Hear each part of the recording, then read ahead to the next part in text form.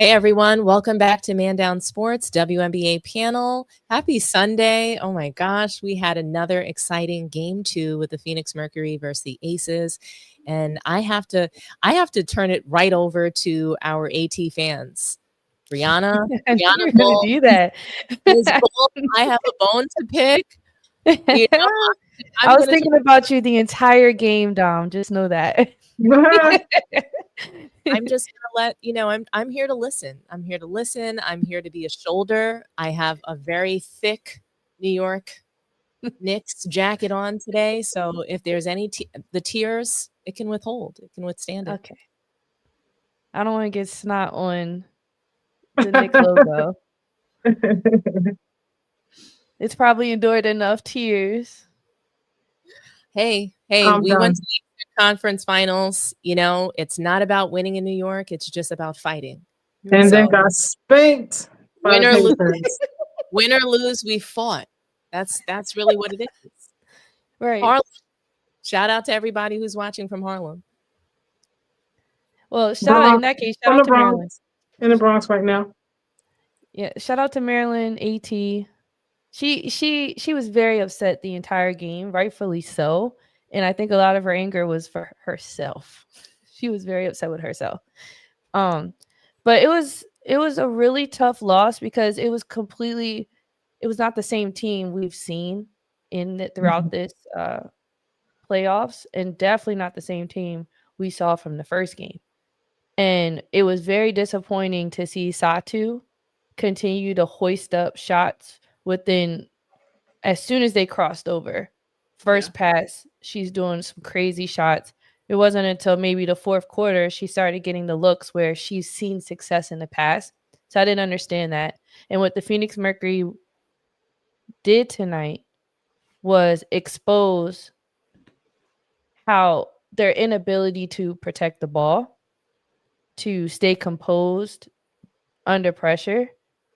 Um, and I'll own up and take accountability that I definitely gave them way more credit, and I'm hopeful going into game 3 because again they've shown that they can bounce back, but they have a lot of tweaking and adjustments to make. So honestly, for me, the loss was completely unacceptable. There's just no other way to put it. The performance I didn't like at all. Like Bree said, like it wasn't the same team that we saw previously. Like the same team we saw fight, against the Liberty. We saw them fight, like I forgot who just played in the other round before they got here. It's all a blur right now.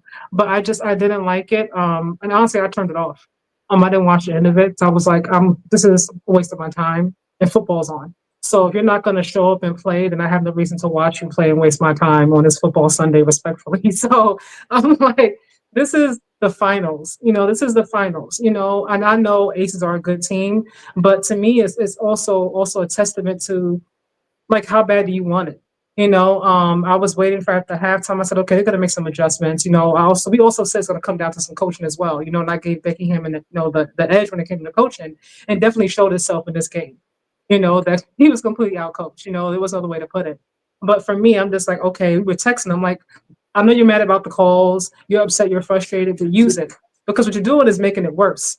To me, like I'm just across the board, like the mismatches, they were just exposed. Like there's no other way to put it. It was an embarrassing loss, and hopefully they take a hard look in the mirror, on the plane back to Phoenix and figure something out. Otherwise, this is going to be a sweep, because you don't want to go down 0-3 to this team.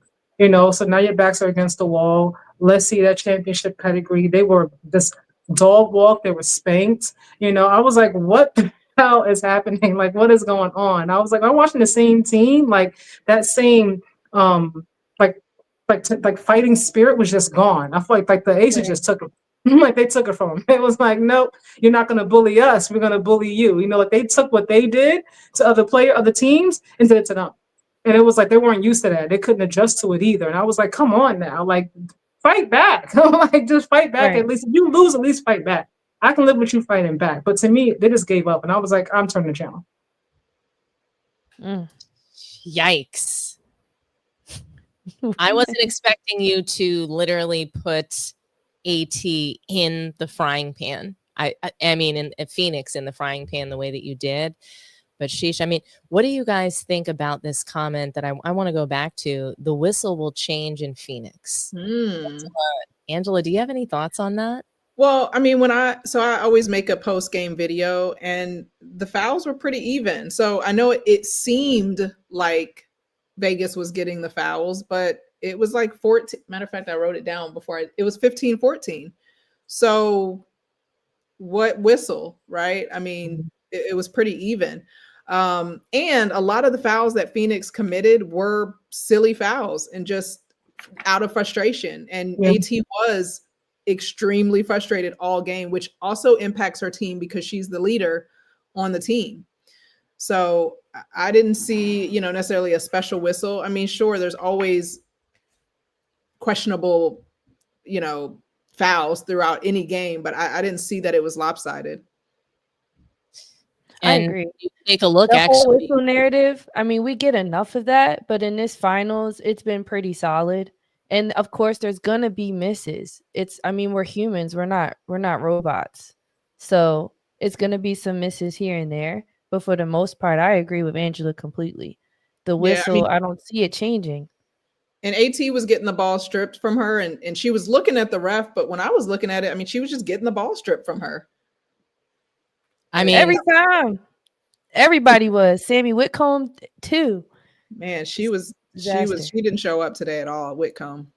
Phoenix obviously got handled, but when you take a look at this right here, they had the disparity. They shot 5 more times at the line than the Aces did. Right. So it seemed like they got more fouls, but the Aces didn't actually. I think what's interesting is the timeliness of calls. I think that's what really gets people. That's where it seems like maybe the Aces got more calls. What I could say is that what I noticed is just simply that Phoenix and their brute force, it just didn't work. It didn't work. And I think that they were able to adjust. When you take a look at this, Aces, they assisted the ball slightly better. They only turned the ball over 2 more times, and they conceded more points. They conceded more points on turnovers than Phoenix did. I think that Phoenix had opportunities to win the game. Yes, they shot poorly. They shot more from 3-point range, and I think that that's what hurt them, because when you take a look at the Aces, they leaned more into their mid-range. I mean, they got killed in the third quarter. And I mean, if we take a look at the play-by-play, oh my gosh, they got killed in the third quarter by Jackie Young by herself. Yeah. So Jackie Young killed the entire Mercury squad in the third quarter. When you take a look, we can just take a look at all their players here and Jackie Young. And look, she scored more than they did. Mm-hmm. And I think the Aces were able to capitalize on the Phoenix inability to find rhythm during the game. Yeah. They had good looks. They had really good looks on the floor. They had a lot of wide open shots. I didn't feel that Aces, yes, I think that they defended differently in this game. I felt like I saw a defensive strategy from them. I saw the switches. I love the fact that they were putting guards on AT. When you see Chelsea, she's got the body to guard AT. It shouldn't always be Asia Wilson. I agree with that. Yeah, and I agree with that. And then even with Phoenix, you can see how like Jackie Young, I don't think there was a player on the team she didn't do dirty. Like, I don't even know how to say it. Like they kept switching. He scored on everybody. I said it in our chat. Yeah, at one point they had Satu was on her for a little bit. Satu, I don't know where she went. She didn't look like an all-star. She didn't even look like a rookie. Monique had a way better game than Satu. Monique looked like the all-star tonight on the Phoenix team. And with Satu, even on the defensive end, it was so disappointing. When she ran to close out, she didn't even have her hands up. She just looked like she was like, y'all really want me to keep sticking Jackie Young, and I'm not even doing anything offensively. Like issues, and so then they switched off for whatever reason. I don't know why Sammy Whitcomb was sticking Jackie Young. That somebody missed out on that. Like that was egregious on Phoenix Mercury part for the coaching staff. And then they put AT on her, and AT, you know, is going to rise up to the challenge because that's how AT is. But it was nasty. And because AT was in foul trouble, Natasha Mack had to guard Asia, and I was giving so much praise to Natasha Mack's defense, but I was talking about at the rim.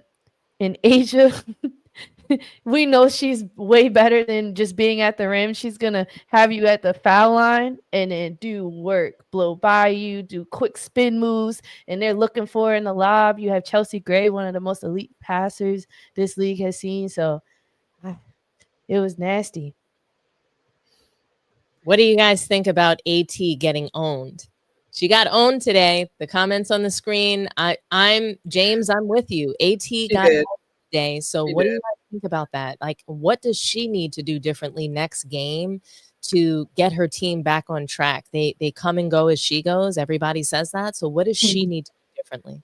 I mean, to me, it has to be her frustration level, because that's why she got that third foul, which then sent her to the bench, which is detrimental to their offense.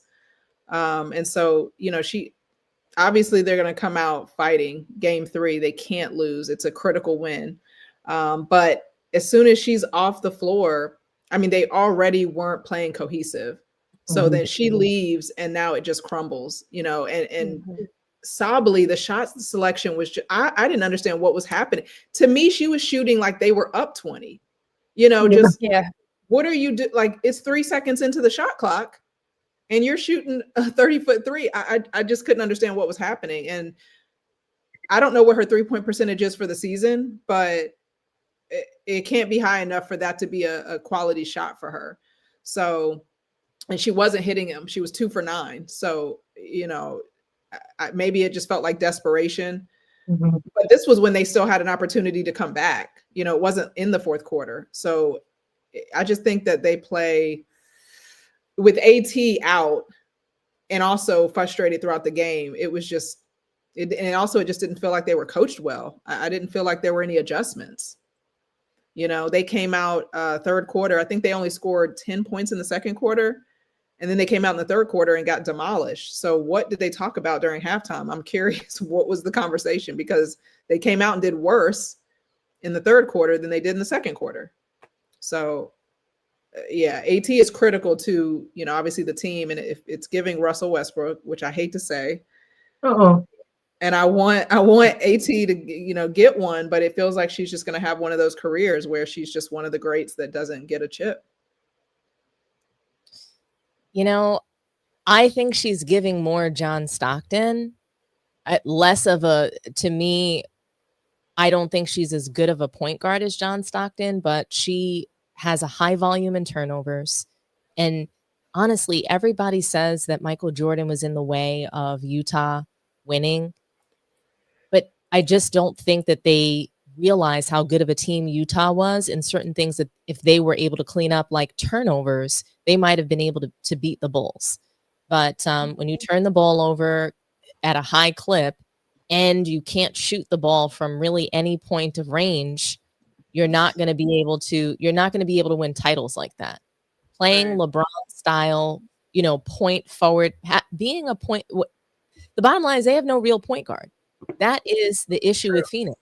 When you don't have a real point guard, you are not going to win the title. We very rarely, seldom see that. We saw that with LeBron James. We have yet to see it happen with Luka Doncic. We have yet to see it happen with AT. You need a real point guard to lead you to the finals and to really, you know, drive fundamentals. I believe in all 5 positions on the floor, and that's what's needed. When you don't have a serviceable point guard, small forward, power forward, center, it's harder to win. You're fighting an uphill battle. I'm not saying it can't be done, can never be done. It's just an uphill battle. For me, what can AT do differently? AT do differently? Honestly, to me, it was a mental thing. I think mentally, that's why they came out in the third quarter. They got demolished. Like mentally, they were done in the second quarter of this game, and they were just all out of sorts. Like they didn't know what to do, how to fix it. who to fix it. Like they just did not have, they were just done. Like that's the best way to put it, in the most respectful way. So for me, AT has to be the leader that she needs to be for this team to stay in the game mentally and of course, like literally, on the court. She has to stay composed. She can't get upset about the calls. I think also team assists, like I didn't feel like I saw a lot of team ball. And with the Aces, I did. Like they were sharing, moving, passing, each one helped one. Like, AT, I'm like, why are you driving into traffic? Like there's literally like 3 players right there in the rim. And then you have, I think it was Bonner at one point who was open in the corner for the 3, and you trying to go for the layup and you got stripped. And then you're mad that you didn't get a call. That was dumb anyway. Like that's on you. Like what are you doing driving through this traffic? Like it didn't make sense to me. So if they have to win game 3, like that's a must win because you're not going to beat this team like 4 times in a row. Like it's not going to happen. So they have to stay composed, and it starts with AT leading. And it starts with her. Biggest thing is her staying composed and keeping your head in the game. Do you think it's fair to say that she had a meltdown in this game? Yeah. I think that's fair. Mm-hmm. That's fair. She's just usually so much more poised. And I mean, I thought her conduct in the game was poor with the referees, with her own teammates. You see her yelling at her wife on the court.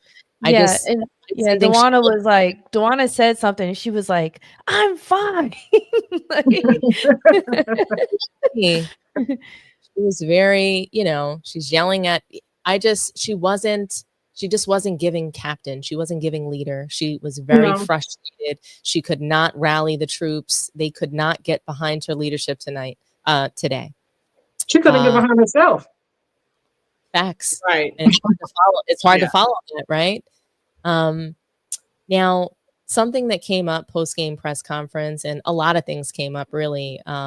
Obviously, Jackie Young and A'ja Wilson, they combined for 60 points tonight. They're making history as a dynamic duo, and Jackie Young in particular, she made history, scoring historic numbers in the third quarter. I mean, like I said, she basically beat the entire Phoenix Mercury in the third quarter by herself. So I want to play some sound for you guys from the post-game press conference, and it really poses the question: did you guys see a glimpse of Shaq and Kobe and Jackie Young and A'ja Wilson tonight? That reporters asked about her and Gray as a Kobe Shaq duo, and I thought that was interesting, and I wonder if we could apply it to this performance. But here's what they had to say, and we'll react together.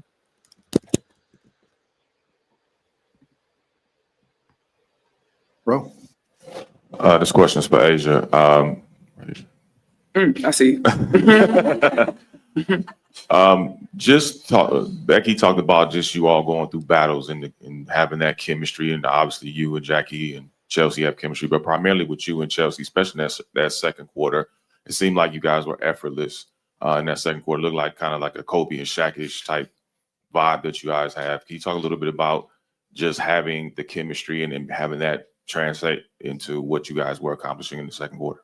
Yeah, I mean, I feel like we have all just banked equity with each other off the court, to where on the court we can get just to our spots. We get an understanding of what makes people great. How do we get the best out of them? And when it comes to Chelsea and I particularly, I don't practice catching her passes. It's just a mental thing, and there's the connection that we have out the gate.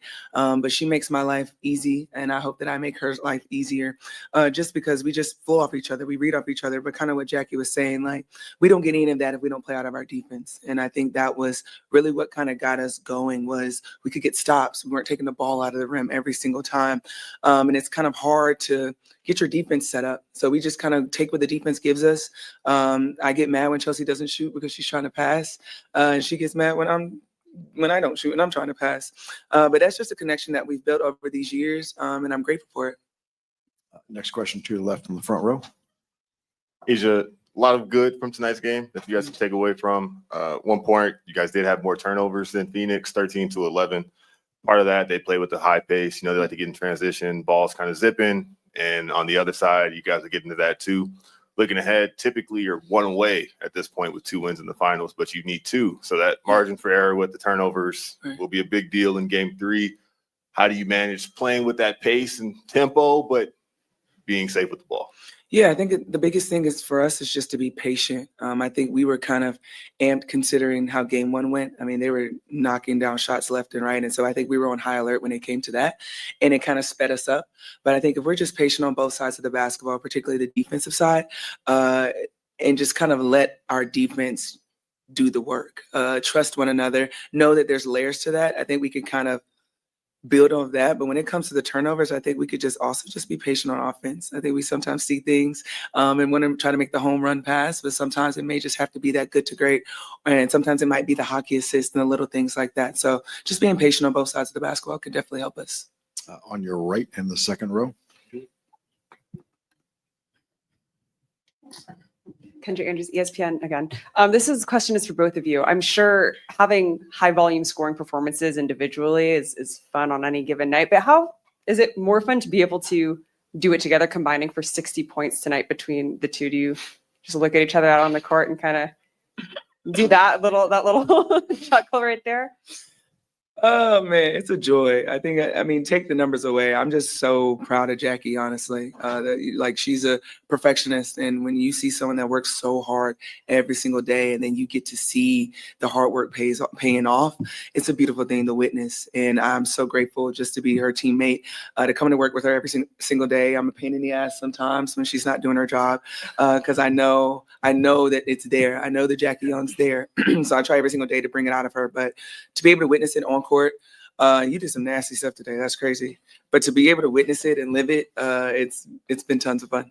To your left, row 2.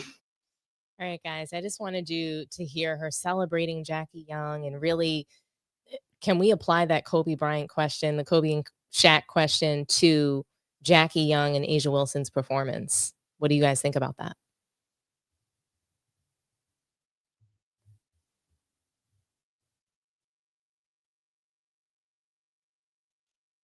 Oh, I guess I'll jump in. Well, I think When Angela was leaning in to talk, I thought you had like a reaction. You looked Yeah, like me I thought Angela was going. I realized I was on mute, so go ahead. Oh, okay. Go ahead, go for it. No, go ahead. You're good.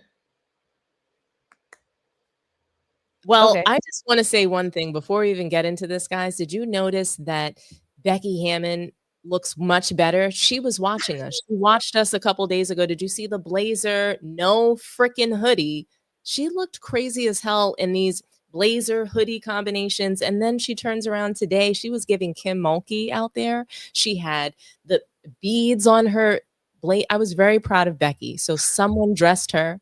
Someone, maybe it was her wife, maybe someone said, hey, get out of the hoodie. Sports tee, can't stand it. Anyway, why don't you kick us off? Well, so I think that is off of this.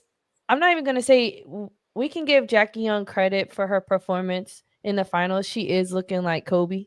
The way her ability to score, nobody can stop her. She's scoring in all areas, going downhill, shooting the three, pulling up. She's so quick and explosive. That first move crossover is deadly. And then today she blew by one person, did another move in front of a second person, and finished on the third person. And it was just really awesome to watch. And then even the other team at the end of, was it the third quarter? No, maybe the second quarter, heading into the halftime, AT fouled her at the end, and you could just tell it was sheer frustration. Like, there's nothing else she can do but like knock her down, because she couldn't stop her any other way. So I would say Kobe Shaq comparison, aside from A'ja, not necessarily like Shaq, but you know, her own special place. I do like that. Like, Jackie Young, Kobe is a little dramatic, but I definitely understand in this case scenario. Sure, I'm not gonna knock it. I don't hate it. What did you think, Angela? If her and A'ja are this Kobe and Shaq. Well, they were giving the comparison to A'ja Wilson and Chelsea Gray. That's who the question was initially asked about, but she didn't quite go off in this game, and quickly turned to the history that they almost made. So they almost had two 30-point performances, which would have made WNBA finals history. Jackie already made history in the third quarter, highest 21. quarter performance with 21 points. So it's just kind of like, how does she kind of show up maybe in later in the second half when, Asia might be getting attacked more? To me, that's what reminds me of Shaq and Kobe, not their game per se. Sure. I Okay. Jackie Young is like a lethal scorer. I think she's excellent. I think that Asia Wilson is really dominant. So I think the performance is dominant like a Shaq and Kobe, but I don't think the games are necessarily similar. Obviously, like Asia Wilson can shoot threes, she can shoot free throws, she can shoot Yeah, Shaq couldn't do any of anything on anything on the floor. So she's not Shaq. Yeah. But definitely as a dynamic duo, for sure. Right. I mean, we're definitely watching history. I think someone in the chat says Maya Moore, Tina Thompson, which, I'm old enough to have watched them in their prime. And I was actually just watching the clip of Maya Moore earlier today, just because, I can always pull up Maya and watch her and just hate that she retired at the age that she did. I know. But, why? But what you said is so important. I think Maya Moore and Tina Thompson. Yeah. That's what we need to do more of. Yeah. They're not Shaq and Kobe. They're Asia and Jackie. Yeah. Right? They should be reminding us of Maya Moore and Tina Thompson. Like that, we need to be reflecting on those past greats and not always trying to make something analogous to the NBA. That's just something I noticed. So thank you for just mentioning that, because I thought that was really important. Yeah. Oh, no, absolutely. Cynthia Cooper was my favorite player, right? So when I see that type of domination, makes me think of her as well. But I don't see Phoenix being able to stop. Like when you think about AT, who's stepping up when she went out, right? No, there is nobody, right, to bounce off of. A lot of the teams in the W, that's what their fault was. They just had the one. And in the beginning of the season, that's what it felt like for the Aces. It felt like Asia's out, the team can't function. But obviously we see Jackie stepping up because she can, and that's the difference maker. So they continue on this path. There's nothing that's going to be able to stop them. I'm with you. No woman could or wants to be Shaq. That's accurate. Could you imagine that? What did he have, like a size 17 shoe? I don't know. Something like insane. That. So really interesting, right? Well, honestly, the saga with Napheesa Collier and Cathy Englebert continues. The WNBA seems to have a lockout looming. And I'm just curious. I know that we've all been following this. I mean, why do you guys think that Napheesa Collier canceled this meeting with Cathy Englebert? This was just recently announced over the weekend. I mean, this was huge news to me.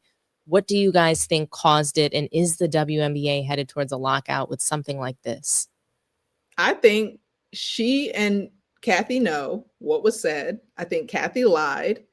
And I think that Napheesa's like, okay, well, if you're going to lie on me, we're not going to discuss it. And I think potentially it is headed for a lockout. I'm concerned as a season ticket holder. I made a TikTok about this and I'm like, our deposits are supposed to happen next month. So how does that work? If I'm making these payments monthly and then there isn't a season, obviously I know they're not going to just keep the money, but what does happen? What is the contingency plan for season ticket holders? We need to be in the loop as investors essentially into the league. So and on the other side, I'm thinking maybe Napheesa is wanting to situate a meeting more planned out as opposed to a quick brief meeting that they were going to have this week. And I don't know how the meeting was going to be set up. I don't know if it was just going to be her and Cathy, but maybe Napheesa's like, obviously I'm going to need to have, someone doing a transcript, witnesses, additional people, because obviously if it's just going to be a she said, that isn't working out for us because we know what was said. And this is me assuming that Napheesa is telling the truth in this scenario. And Cathy's not, going suit with that. So. For me, I mean, I understand completely why she canceled it. She said, no, she had conversations with her in private, and then she obviously brought it to the forefront, made it public. And then you have this whole press conference where you have a chance to address it, to be accountable, for things that you did and how you could have handled it differently and what you plan on doing differently going forward. And instead you tap danced around it and you call her a liar. Only thing you did try to clear up was the thing with Caitlin Clark, because we know, her fan base is crazy. But outside of that, you pretty much called Napheesa a liar when it came to everything else. So no, I don't want to meet with you. And a lot of I definitely think it's going to happen more so now than I did before, because now you're going to play with my character, and now you're going to have people looking at me like I'm lying, like I'm disgruntled, like you didn't say what you said. Okay, meeting's canceled. That's it. Like I'm not playing. I gave you a chance privately, addressed you publicly, and you had a chance to do it on your own, be accountable, and you did it. And on top of it, you lied on me. I'm good. No need to meet. I know where you stand, and this is where we stand.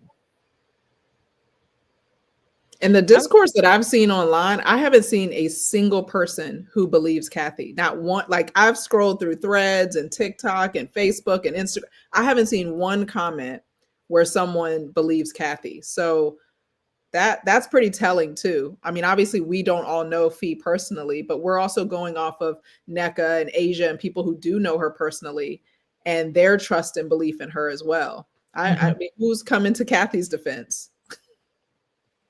I mean, some might argue my takes somewhat stand with Cathy a little bit, just because I am disappointed in Fee and how she brought that to the table. To me, she lost a little credibility from me, not necessarily saying Cathy she didn't say that. That's not what I'm trying to say, but it's just a matter in which Fee did it, in which she did it for.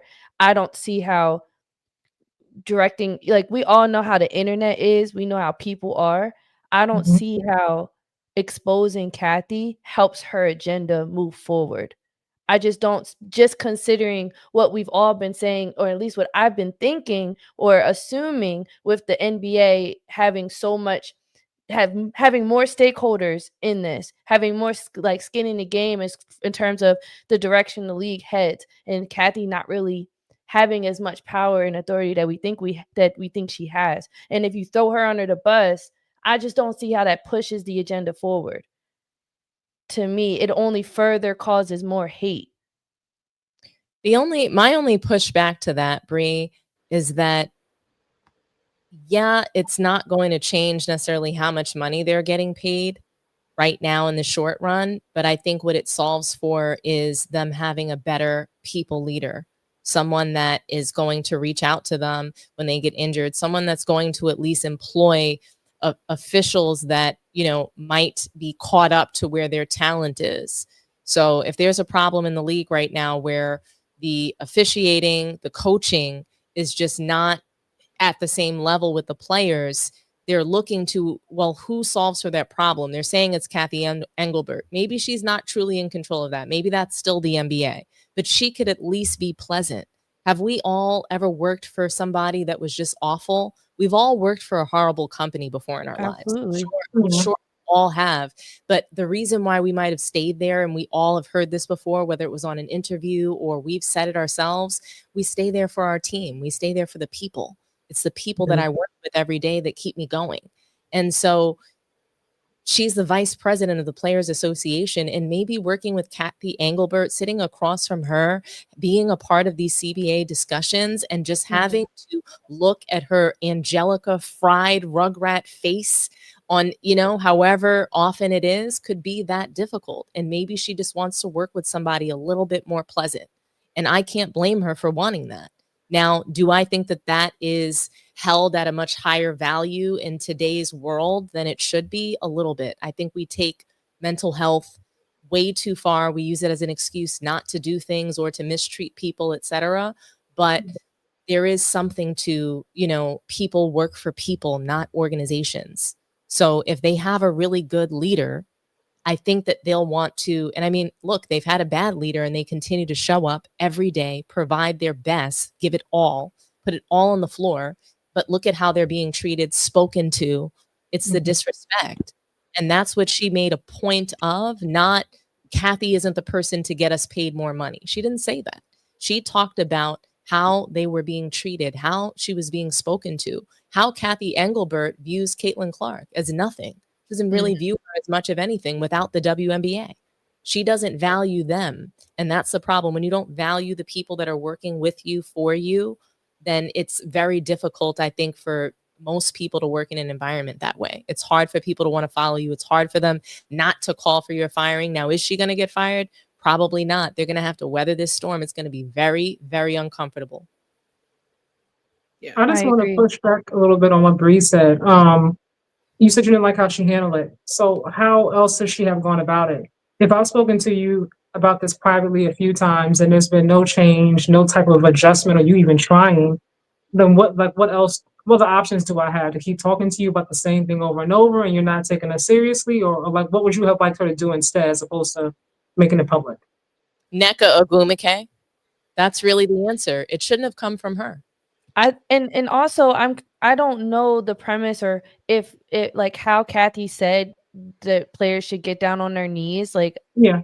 Maybe I missed that part of the story if that was shared, but I don't know if he heard it through a third party. Did Nneka say it to her? Like, was way it a she text worded it, message? she Was made it it seem in like a it was negotiation? Say that again.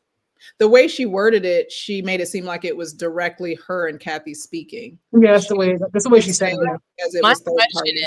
My question is, does it even matter? If Nneka Ogwumike told me that Cathy said that, I'm going to believe her. If, Yeah, you know, if another player told me that Cathy said that, I'm going to believe them. And really, does it matter how she said it? Even if she just said, you know, Caitlin really should be grateful for the WNBA and the exposure she gets because she's able to get these big contracts. That doesn't sound as bad as players should be on their knees, right? But at the same time, it's still saying that women should be grateful. And that's a huge hot topic, you know, because players are looking to be paid what they're worth and not what the WNBA is worth. Just because the WNBA is being mismanaged and ran poorly doesn't mean that they shouldn't be getting paid. That's their problem. That's their poorly ran business's problem. That's not the problem.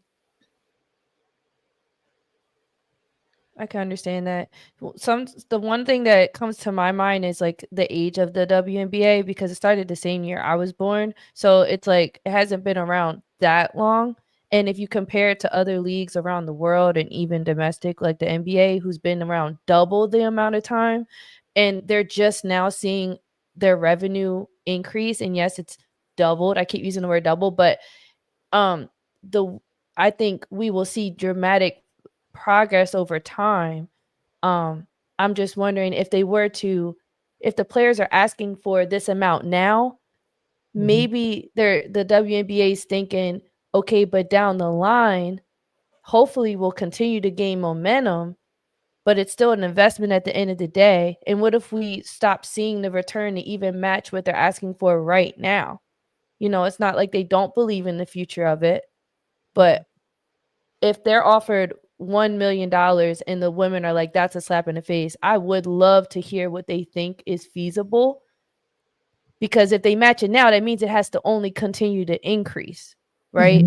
So Well, I'm looking at it just from like a grand perspective of like the women's expectations as players and then the league's expectation of the women. I do think how the women have been going about trying to get what they want has slowly but surely become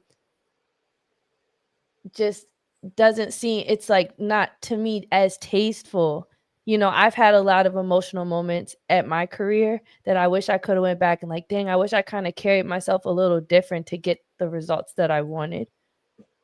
I'm just wondering how they're supposed to carry themselves to get paid, you know, the bare minimum, because in 1970, the NBA was bringing in the same amount of revenue as the WNBA in 1970. And women are getting paid less than Walt Frazier was getting paid in 1970s, the highest. So he was making $300,000 in 1970, $300,000 in 1970. And the league was making the same revenue. The problem is not about the salaries. And I think there's a huge misconception as to what the women are expecting to be paid. They want a higher revenue share. Their revenue share is only 10%. The men get paid 50% back when their league was worth just as much as the women's league is today, back when the league was only just as young as the women's league is today. So the fact that they're paying women less than way below the standard is insane. It's the same thing, and they're deciding to pay us less. Men are deciding to pay women less, not Cathy Englebert. That's the only problem with what's happening between Napheesa Collier and Cathy Englebert. That's is my that main. there will be another Cathy Englebert, but yes. But will she be a little bit more pleasant? Will she be a little bit more pleasant to work with? There is another David Stern. His name is Adam Silver. He's obsessed with the European League, just like David Stern was. He's carrying out his plan. But has he been more amiable to players? Yes, he has been. Has he pretty much let Clutch Sports take over that league? Yes, he has. So, can they get a commissioner that's going to be more player friendly? I think they can do that. I think Cathy Englebert does deserve to get fired, because the women, they don't deserve to be getting abused financially and emotionally and mentally and physically. That's a whole lot. Yeah. Now, I don't agree with Stephen A. Smith. Stephen A. Smith made this about gender. He was saying that, it's a woman doing this to another woman. That's not true. The NBA owns the WNBA. They're still controlling this league. So at the end of the day, there's going to be another Cathy, but could she be a little bit more pleasant to work with? Could she actually have somebody could she get Napheesa Collier on her side? You catch way more bees with honey. You just do. And if Cathy is, going in there being a jerk, then this is what she deserves. And likely that's what she was doing. Now, I also, Bree, and we talked about this in the last show, I've got a problem with what Napheesa Collier did, because it is about W's and L's. She shouldn't have been, it's the right message, but the wrong messenger. Yes, she's the vice president, but if she was right now where the Mercury are, she would have kept her mouth shut. Thank you for bringing it up. That's the last thing I will want to bring to the point, right? I'm curious, when did Cathy say this?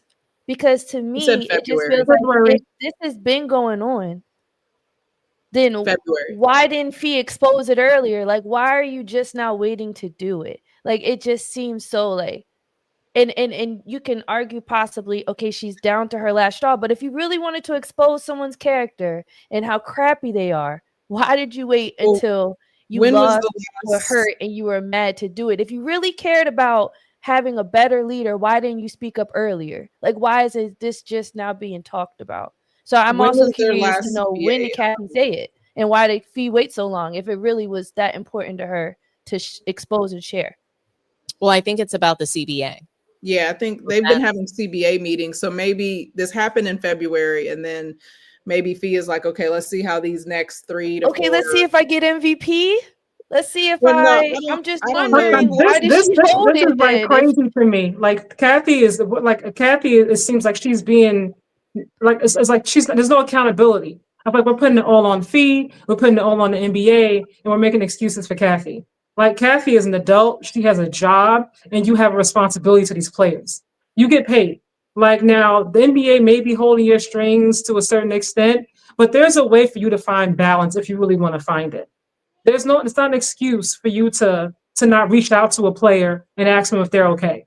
Like, that you can do on your own. Like, I don't think Adam Silver's like, hey, Cathy, you better not call her and see if she's okay or send her a text message. Like, I don't think he's doing that. Like, Cathy's an adult. And one thing I do agree with Stephen A. Smith about that, I understood what he was saying. Like, this is a woman to a woman. Like, I'm pretty sure Cathy, because they said she's a good businesswoman. You know what it was like climbing up the ranks, through the business world, trying to get where you are. I'm pretty sure as a commissioner reporting to men, you know how that feels. So to me, there should be a way where you can, I don't know, try to at least bridge the gap and at least hear your players and at least make them feel heard. They don't seem like they feel like they're heard. They feel like they're taken seriously. They don't feel like they've been respected. And part of that is on her. I'm not going to give Cathy any leeway because they brought it to the forefront. That's why they did, because you're not taking them seriously. Like, do the job or move along. Like, no excuses. Yeah, and also Cathy said that the NBA, they're not really involved in the conversation. So Cathy kind of really is running it independently, even though it's not independent. So, I mean, maybe she's talking to him and getting some advice, but in her press conference, obviously she lied partially in part of it. So maybe that was a lie too, but she made it seem like he's not in those conversations. She's running roughshod. They don't care about what she does. They don't care about how she treats the players. And this is why she needs to be fired. Because when nobody's watching, look at what Cathy Englebert does with her power. Look how she speaks to people with that filthy mouth. Does she kiss her mom and her kids with that mouth? She was very quick to go and blame, Napheesa Collier for putting her in a tough position. Her and her kids watch these comments. She didn't give a damn when she was saying that. When nobody was watching, she didn't mind saying, well, you guys should be on your knees, thanking us, being grateful. And, when someone's accomplished, when someone's got talent, athletic success, why do you need to be grateful? Right. Why is being humble a part of the equation for women, athletes? Exactly. Why do they have to be humble? So yeah, I'm with you, Kaja. Cathy Englebert needs accountability. She needs to get fired, and they need a better people leader in the WNBA. Someone that has the competency to be caught up with the talent and the success of this league. So the women would be okay with what's happening if they had a leader that texted them when they weren't injured and they was more people and personable to them. Because at least they felt like, well, at least Cathy this commissioner kind of cares about us, so maybe we don't got to go so hard. I don't know if it's about going so hard, but I've been in corporate America for 15 years. It makes a difference. It absolutely makes a difference. I get migraines chronically, and it does make a difference when my boss checks on me when I've been passed out for 7 hours, as opposed to the boss who absolutely doesn't at all. And just the next day I come to work, they're like, hey, this is what you have to do. And that's just how the dynamic is. The human aspect is huge. And I've also managed people for 20 years. That does make a difference on how people are willing to work with you. And it makes them feel like you want to do what's right for them when it comes to the actual important stuff. So if you care about checking on me because of my migraines, you're probably going to care about me getting paid more when it comes to the CBA negotiation. It's just the human connection. To me, it does matter, because if you're a good person, you're a good person. Right. So I think that it makes you wonder if she's actually an advocate for them. So, it doesn't seem like it. Yeah, you're looking for a leader that not only texts you and checks on you, but somebody that fights for you. And when you're not employing officials that are caught up to speed on refereeing this game at a level at which meets the talent level of these players, it makes the players feel like, okay, well, maybe we don't have competent leadership. Maybe they don't care about us. Right. That's just when you're not, it's like, okay, does she even care if we get paid or not? She's just taking what we can get. That's her attitude. Whatever we can get is what she's going to take. Is she going to fight for us? I mean, think about it. Do you think that Cathy Englebert's in there, hooting and hollering the way that Cheryl Reeve is for her team? And no, that's not the same. I'm just saying that, I don't know that they trust her in business or as their leader. So yes, she has gotten them a different contract, but all that contract is, and let's be for real, that wasn't Cathy Englebert. So we have to stop. It wasn't Cathy Englebert. I disagree. I'm angry with ESPN and for Stephen A. Smith for giving her credit for that. That's not the case. The NBA negotiated a $76 billion deal, and they decided to just give the WNBA, which they own, $2 billion of that. That's it. That's all that happened. That wasn't Cathy Englebert negotiating. And then they told us that, you don't have to be on Lifetime anymore. You get to be on USA or whatever the hell they put it on. Ion, you're not on Ion anymore. Now you're on Fear Fact. Monument. Yeah, never heard of that either. Monument. Yeah. So again, we're still on a no-name network. We're not on NBC, which we originally were on. We were on NBC. WNBA players used to get so much better marketing back when Cheryl Swoops and Cynthia Cooper were in the league. So no, they weren't getting paid much, but the league was being marketed, was being celebrated much differently. and it was much more respected. That to me goes, the conversation of marketing to me goes a little bit in a different direction. I've spoken about marketing pretty much the whole season. Like the marketing is awful. I see the same 2 commercials over and over and over, like the same person being marketed over and over and over. And you have all this talent. They have so many new players, new fans that have come in because they're following Paige from college, following Angel from here, or following Kiki, from college. And you only marketing one person. Now, I know Caitlin Clark, her fan base is huge and her fans are really, really loud, but you're not going to grow a league only focusing on one person. Like the league has to move. And if this season she was out because she was hurt, that can happen again. Injuries are part of the game. It's a real thing. And if every time she's out, and you only, your viewership drops 50%, 60%, like how are you going to continue to build on this league? That's why I think Cathy has dropped the ball across the board, not just with the ladies in the CBA, but just in terms of marketing, like the way she does things to me is completely stupid. That's the best way I could put it. Like I don't like her as a leader. I don't think she knows how to lead. I think her thing is like business, but in terms of being a people person, and to pick up what Angela said, how you treat people matters. Like being like treat them like human beings. It matters. Making them feel like they've been seen, making them feel like they've been heard, feeling like you actually fight for them. Like, okay, I hear you guys. I'm gonna go in and speak to Adam Silver, whoever it is that you need to speak to, and we're gonna fight. We're gonna find a way to get you ladies what you deserve. I don't think she's coming at them like that, which is why they're coming at her like this. And the lockout seems like it's definitely going to be happening in a few weeks, the way it's going now. And what are you guys' final thoughts on whether or not the WNBA is headed towards a lockout? What do you think, Brianna? Oh, I definitely see it happening. There was speculation, but Sophie Cunningham's recent comments, even how Cathy answered the question in the conference, just gives me the impression that they're going to go for an extension. Not really sure how extensions work, how many they can do, but I definitely see it's a different than the extension that happened prior to in the past. It's not. This is a whole different air and attitude being brought forth from both sides. And then even the exposure and the reaction of the fans. So I definitely see a lockout coming.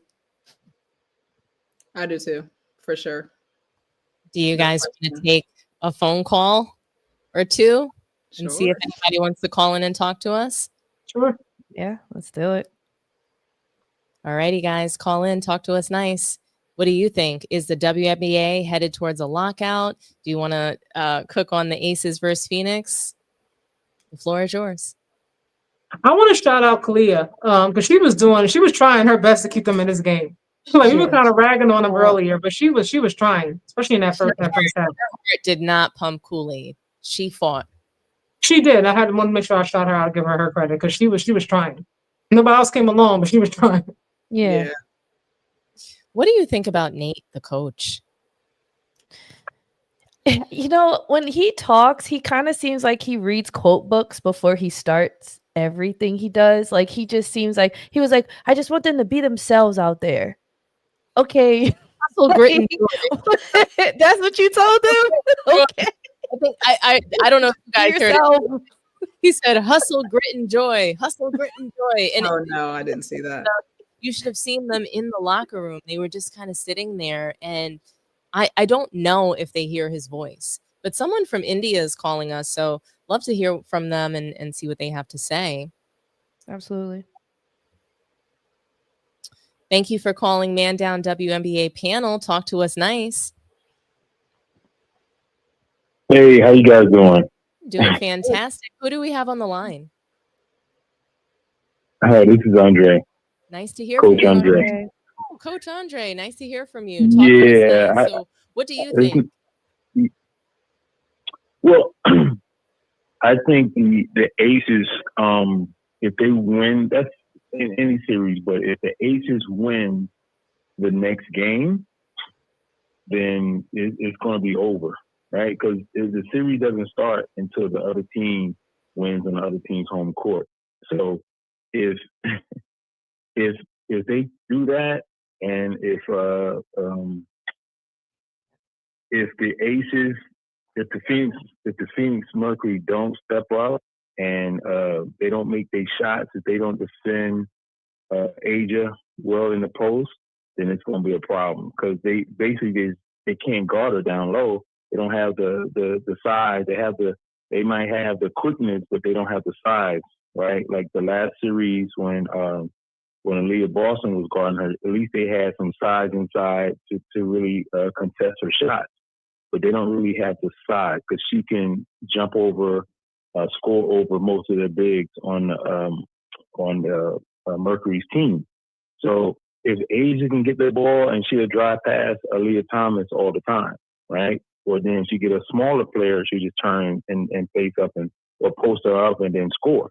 So if they don't contain her, it's going to be a problem. And then you also have Drew Lloyd, so it's going to be a problem. So they have to hold home court, and I think it's going to go 7 games. I hope it goes 7 games. I hope that would be awesome.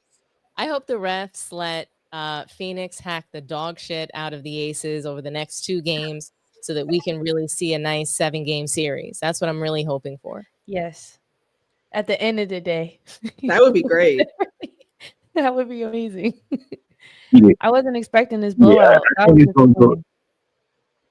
Nah, watch the next 2 games, right? Phoenix, they're gonna come back strong. They're gonna home court. Then it's gonna go 1 game, 1 game, 1 game. So it's gonna come down to 7 because it's about merchandising, it's about selling the league. So that's what's gonna happen. Someone said they are not going to 7. If I'm wrong, nah, it's gonna go 7. Because what? They're gonna play a different game. When you're at home, you're gonna play a different game. Now, if the Ace is just on fire and they can't guard him, then it's going to be a problem. Then the game is over. But if they have that energy and they at home court, you get more energy playing at home. You know the rims and you're more comfortable. The young players that hasn't see when people say, "Oh, they're not going 7," yeah, we're not. I'm telling you, it's going when. Text me, I'm gonna be in the comments. So text me back. You're gonna be like, yeah, you're right. They're gonna go 7. I'll be surprised if it doesn't, but I won't be surprised if it doesn't. So because the way Asia's playing is crazy, and she's putting more to her game. She's shooting more threes. She's hitting more threes, and so now they got to come out guard, and she can drive to the basket, pull up game, fade away. So yeah, it's gonna be a short series if they can't stop her. If they don't get that energy from their Phoenix home court. But other than that, I see it going 7. But people just going by off of the 2 games that they see here. Okay, but then when they get home and if they play the same way, then yeah, it's over. But I think Phoenix is gonna come back. They're gonna come out hard. Aaliyah Thomas, she's gonna come out strong. Home court, she's gonna get a triple-double at least one of those games. And they're going to hold court. Then it's going to go to 1 game, 1 game, 1 game. So we'll see. Well, okay, Coach. Thank you so much for calling in, Coach Andre. That was a really, very detailed take. I'm interested in seeing the series go 7. That'd be awesome. I think we all are. So we'll see. All right. Ladies, hey, I watch you guys on Man Down Sports, so it's good to see you guys doing your own thing for the WNBA. Well, thanks so much for supporting. And also, it's a better looking panel. No, it's a better looking panel. So I don't mind looking at this panel. Thanks so much, Andre. Shout out, Coach Andre. Thank you. Thank you, Coach. All right, ladies. Hey, appreciate you and love your work. All righty. Thanks so much. Bye-bye. Take care, man. All right. Bye-bye. All righty. If we don't have anybody else that wants to call in, I think we have time for one more call. What do you guys think? Yes. Bring it on. We want to hear if you have thoughts on the Cathy and Fee take. Napheesa and Cathy. Call in. Call in. Talk to us nice. Yeah, just going back to the game though. What I'm hoping, as far as the coach with Nate versus Becky, I have a little bias towards Becky. So to me, she's definitely a better coach, hands down, far. There's no comparison. But I was worried for Phoenix. It didn't seem like they made any adjustments. They managed to kind of prevent that double team action from happening too much. And they probably were hoping that the Aces would go back to a zone. And they didn't. Right. So I love the Aces adjustments. I want to say, like, Becky Hammond, she showed up and showed out. She's definitely putting her coaching on display in this finals. We saw Chelsea Gray put her coaching on display in the finals. We saw her grab the clipboard in game one. And so that was really interesting to see. But what I don't see is a whole lot of coaching out of Nate. I think I think that I'm just not sure that they even knew that they would be this good and that they need a championship coach to take them into the finals and really battle against someone like Becky Hammond, who's been there, who's won already. And it's just like, they had him there for Diana Taurasi's final season. He didn't make an impact with that team, and then they blow it up and bring in this, win now team. And he's just not, I think probably the idea was to give him the pieces and see what he does with it. And I just wonder if they're going to fire him after this season or if they won't because he got them to the finals. Right. That'd be pretty shocking if they fired him. But the way the WNBA has shocking news every other week, I also would be like, well, another. That's what I'm saying. But you're right. I mean, he doesn't have the experience. Just your third quarter, I think it was. I was thinking, do something. What are you doing? He made not one challenge. Did you see him challenge anything? I was confused at a few of those that I thought should have been challenged. And even the players weren't looking at him like, hey, challenge this. They were just getting back on, whatever they were doing. I was like, there were 1 or 2 calls that they could have overturned. Like, I don't think that the Aces would have went to the line 8 times if, or the however many times they went. I don't think they would have went that many times if he'd have just challenged at least twice. Right. I don't think he should be fired. You said you don't think he should? I don't. I mean, I've heard him a few times, like in the huddles, like in other series, like before this one, and I like things that he said. From what I've heard, the times they have actually shown on television, I feel like a lot of what happened today was a lot of also on the players too. Like you have to stay composed. Like that you're in a finals game. Like you barking at the refs, whining, like you getting stripped is on you. Like don't look at the coach to save you now. Like you got stripped. You went into traffic. Like play smarter, play better. So like I said, I expect them to bounce back, especially at home for game 3. They better. But I don't mind the coach so much. I'm trying to figure out why though. Even during the regular season, we see Phoenix, they know they're at their worst when players just start jacking stuff up and playing like that individual one-on-one basketball. I think the only person on their team that could legit get away with it is Collier. So I'm very confused why they just revert back to that, and they never seem to snap out of it in the game. You see them maybe regroup and come back the next game, but the entire season and now even into the finals, you still haven't figured out a way to not let that happen. That confuses and baffles me, and I do put some of that accountability, yes, on the players, absolutely, but also on the coach too. Like there's just a gap there with that specific. It does seem like they're allowed to just go out there and jack up threes, and I mean anybody, whether it's Sabali, it could be Bonner, but Bonner, like she'll have a huge size advantage, and she's not, doing what I think she should be doing with it. She can drive the ball. So I don't know why she's not doing it more. So I do tie that back, some of that to coaching, because if you're going to get the ball in her hands, put her in the best position with the ball. And I don't know. And I just think, again, I think Alyssa Thomas being the primary ball handler on the team is what is getting them into trouble. They need a real point guard, and because of that, they're going to lose the finals. Yeah, I agree. Yeah, at least a scoring point guard. I think a scoring point guard is crucial. I mean, somebody that can shoot a free throw, maybe something a little bit more than 0 feet from the basket. That might help. God. Don't start. Not the 0 feet. She's got at least 4 feet. I'm just saying, it looks like we have one more call from perhaps Canada. Let's see. We have a lot of international calls today. Thanks for calling Man Down Sports. Talk to us nice. I would like to talk about Napheesa Collier. Go right on ahead. What do you think about Napheesa Collier and her comments? I think she should step down. I think she should step down and let somebody else handle it. I think she's too emotionally attached to the situation, and I just think somebody else should handle the situation. Who do you think is a better person to handle it? Kaja was asking about that earlier, so I'm curious to hear, what your answer to that would I be. can't even hear you. Did you say? Who do you think should handle this situation? Somebody that's not attached to unrivals. Somebody else should step up and handle the situation. I think she's trying to save the league. There's whispers around that they don't want players from unrivaled to play.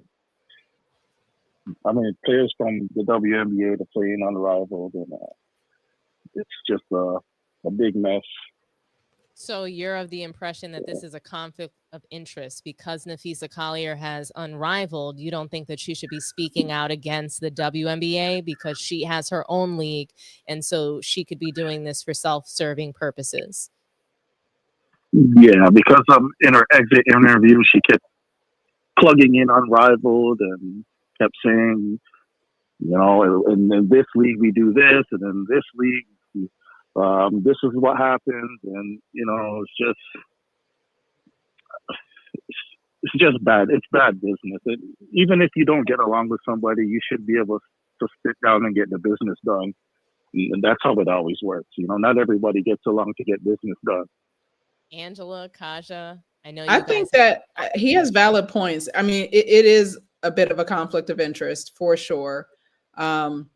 When Fee first started talking and she said, while we were at Unrivaled, and then she went on, I was thinking that wasn't necessary. We didn't need to know where they were. I picked up on that immediately. So I mean, even though these are adults who run businesses, they're still people, and we're all inherently a little biased, maybe a little petty. And so, yeah, I think we've discussed earlier that she probably wasn't the best person. Also, if she had made it to the finals, would she have made any of these statements, comments? Probably not. Albeit true or not, she probably wouldn't. So yeah, I think it was Shakira from the Mystics came out, or one of them said that the CBA agreements or the CBA talks, they don't want them playing in Unrivaled. So that's huge. I mean, that's completely detrimental to her league, right? So it would bankrupt them essentially, put them out of business.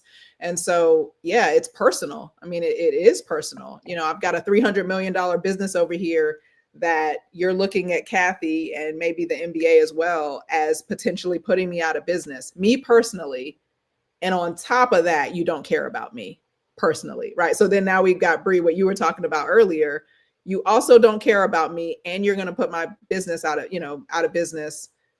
It is a conflict. NECA would have been a better option. She's well respected from the fans, from the executives, the players. I think it just would have came off better from her.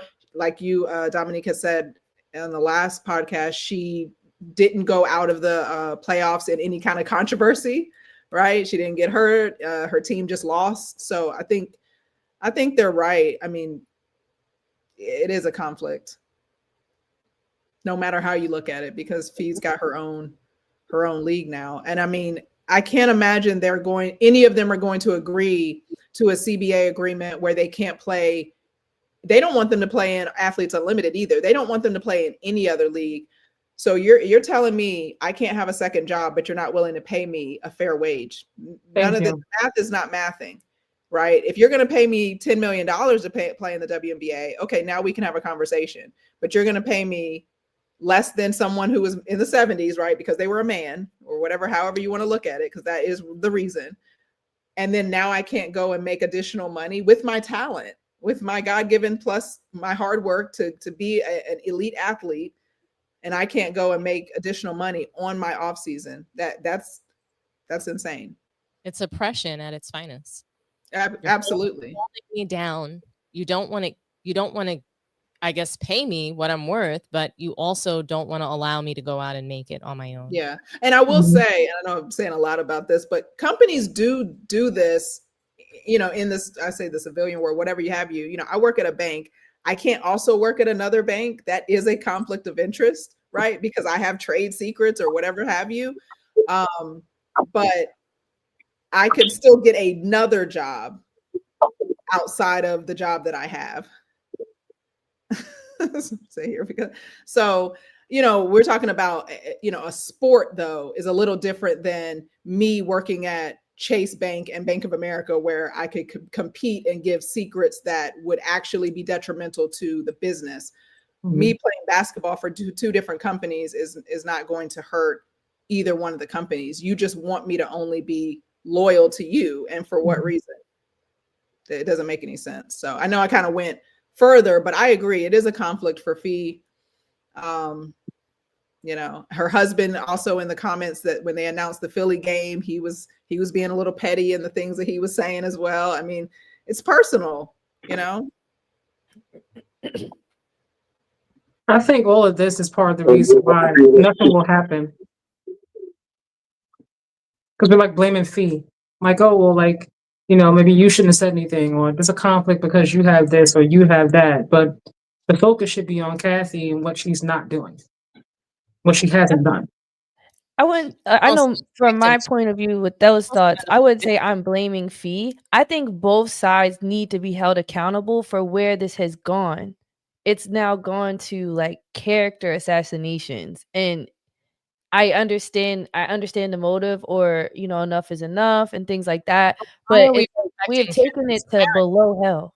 But why? So it's like, but why are we protecting Cathy's character? But both sides. Why do we care? Why do we care about Cathy's character? I most definitely sides have said, even before this, when like Angel first joined and Caitlyn first joined, there was even the media said it first, but like Angel kept it going with, let's be real, people are here because of me too, right? So it wasn't because the WNBA is a platform that people want to come to watch the game.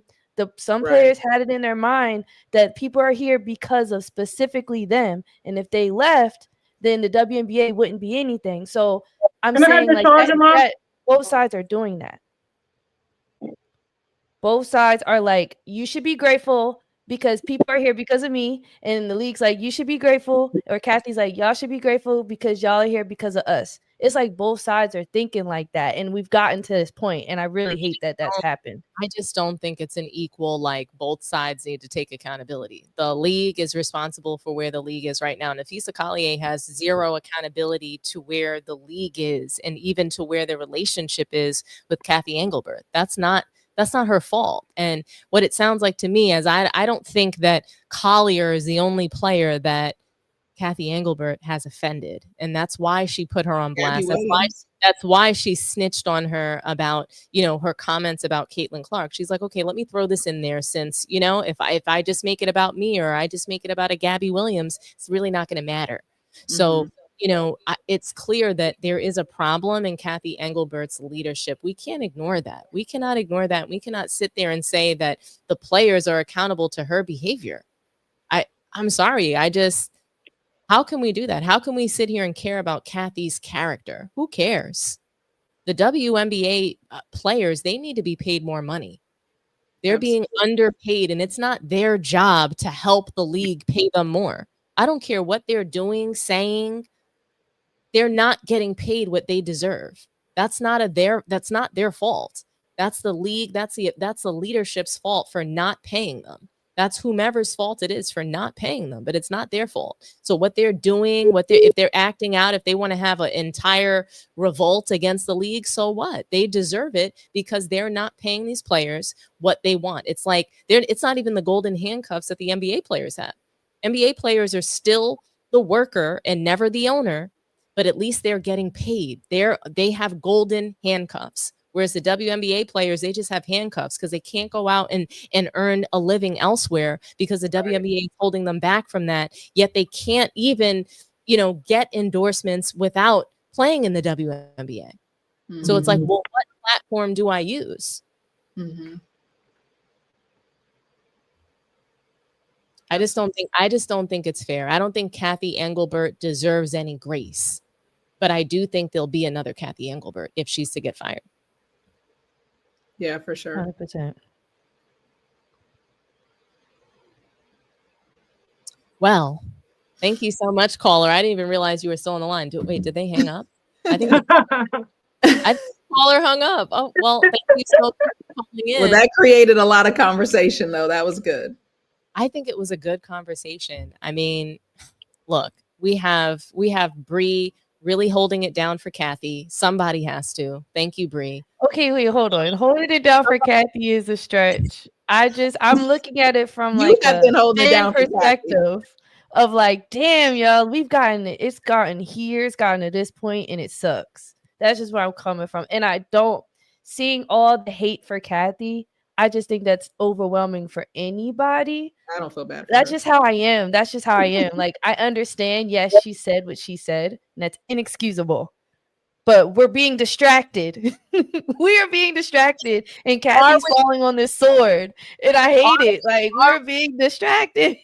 Are we being distracted? It's Yeah, I'm okay. distracted about what? It's okay for us to worry about the women getting paid more. It's okay for us to worry about that. That is all, yes, but holding the people we're holding accountable for it. We're being distracted from that. And Stephen A. going on his rants proves it. Cathy, Well, she's a part of it it. all on Cathy. She's a part of it. Rants about all kinds of stuff that he's not right about. Cathy is accountable to her behavior. That's what she's accountable. Thank you. Yeah. Might not be accountable to how much the women are getting paid, but she's definitely not fighting for them. So she's accountable for that. She's accountable for her actions as a leader. Absolutely. The inability to advocate for these ladies, the inability to show them any level of human decency. I mean, she's accountable for that. And she's got to face the fire. So she wants to cry about her kids found out. Well, who knows what she says behind closed doors with the kids about the players? Who knows? I don't know. And why would I believe that? Why would I believe her over Napheesa Collier? That's the thing. Like, I don't believe her, and I'm not going to feel bad for her when she's out here saying things like this. And I do believe Napheesa. I do. And no matter what the context was as well. Her mentioning her kids as if they're in some like middle school somewhere getting bullied when they're adults and no one even knows who they are. I don't. I didn't even understand the purpose. Not a soul. It was like that one of those memes. You see Cathy Englebert mentioning her kids, and then nobody. I'm knows. like, I didn't even know she had kids, and we don't know who they are. We don't care. Literally, but we don't. And it's almost like victim shaming. It's kind of like reverse. You know what I'm saying? The reversism that they do. Oh, I'm the victim, actually, not the people that are like down in the gutter, not making the money, getting abused in all sorts of ways. I mean, somehow she must be the victim, which I think is just really hilarious. And I truly believe that when we say that Napheesa Collier is a snitch, when we call her a dry snitch, it's in a way it's victim shaming, because we should not be making any female athletes feel bad about speaking up. We can't do that. Was there a better way for her to speak up? I think that there was. And when we're talking about fighting for more money, fighting for better leadership, she is the vice president of the Players Association. If Nneka Ogwumike wasn't okay or comfortable to speak up, somebody had to do it. And I always ask three things. Does it need to be said? Does it need to be said by me? And does it need to be said that way? And I don't know if Napheesa Collier asked herself those three things. I don't know. But it did need to be said. That's what I know. I know that Cathy and the league needed to be exposed for these behaviors. And hopefully it gets better. Even if it's not real. Even if Cathy Englebert still doesn't give a damn about these players, but she behaves differently, that's really all that matters. I tell you what, she's gonna be careful now when she talks to them, even one-on-one. She's like, I don't think I'm gonna record it. And they're gonna tell somebody else what I said. Let me make sure that I'm watch what I'm saying now. If I don't have a witness, she should have a witness with her every time going forward. She should have somebody to advocate for her, for real. I mean, they should have had that anyway in any workplace. I always have a witness. I don't care what we're talking about, because meetings like that take notes, right? Like there's like a person who takes notes in those types of meetings. It could have been an impromptu meeting, like a conversation, maybe. But that again, that just goes to show how powerful Cathy is, and how much power she had to just do whatever she wanted. There's no check. There's no HR in the WNBA, clearly. Where's HR? Because she's just allowed to say whatever she wants. And, you know, she did have the audacity. Yeah. And then she felt like it wasn't going to get out there. Like she felt safe enough to say it. And then she just gets to come out here and call Napheesa Collier a liar. So I wonder if Adam Silver texts his players if they get hurt. I mean, I think Adam Silver goes to the Diddy parties with those players if they get hurt. I think it's I don't think he's texting them, though. I wouldn't expect her to reach out to every single player for every single injury, but your top 10 players, your LeBrons, Kobe, I don't know. And there's only 144 players. It's not like she has a 3,000. I don't know.